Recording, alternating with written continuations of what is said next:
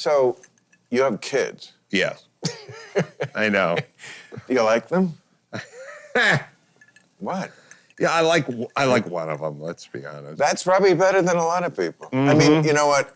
I always said that to people. As you know, I've never had kids. So, like, when I talk to parents, they all say that. And they say it like I'm the only one. And I'm like, no, I'm telling you, you all sound alike. You all think you're the only one to be saying, oh, I don't know about my kids. No, you all are very iffy on your kids because kids today are impossible. Yeah. And then I'm sure that sounds to some people like, oh, come on, they were always impossible. No, I mean, there were always some impossible kids, but as a whole field of fucking brats. Yes. They are fucking...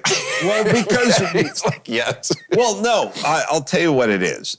We used to have a hierarchy. There was a sort of a pecking order. Like, for instance, when I grew up, I was scared shitless of every one of my friends' dads. Yes. You would never... I was in my house, it was a year and a half ago, and one of my daughter's friends roller skated past me in my house. It came right down the hardwood floor and just like, went, it's like, hey, Mr. C, just blew past me. And I was like, could you imagine roller skating inside? If I went to Mr. Vendig's house and started laced up the skates and he came home from work, he would choke me out in the living room. Like, I was scared shitless of my friend's dad. Yes. You couldn't touch their stuff. You have kids now. You go into the kitchen and you'll just randomly walk in the kitchen and one of your kids' friends will just be making waffles. Right. And you'd be like, what? Hey, Mr. C, I got my roller skates. I'm making waffles. Like, could you imagine going into one of your friends' houses and cooking? This is so interesting because maybe like 2 months ago, 3 months ago, something like that, the winter, a very good friend of mine, happens to be very famous, but we're not going to know who this is, go over to his house, and the, 16-year-old, it's just astounding how, first of all, just that kids will invite themselves into the adult conversation. Right. And that was something we never did. No. You had to be invited in, and usually to answer like one question. Right. Something that they wanted to know or wanted to give you a moment or whatever, and then on your way. Right. Yeah. No, well, first off, when we were kids, on the very off chance we might go out to dinner, no one wanted our input as to what restaurant we're going to.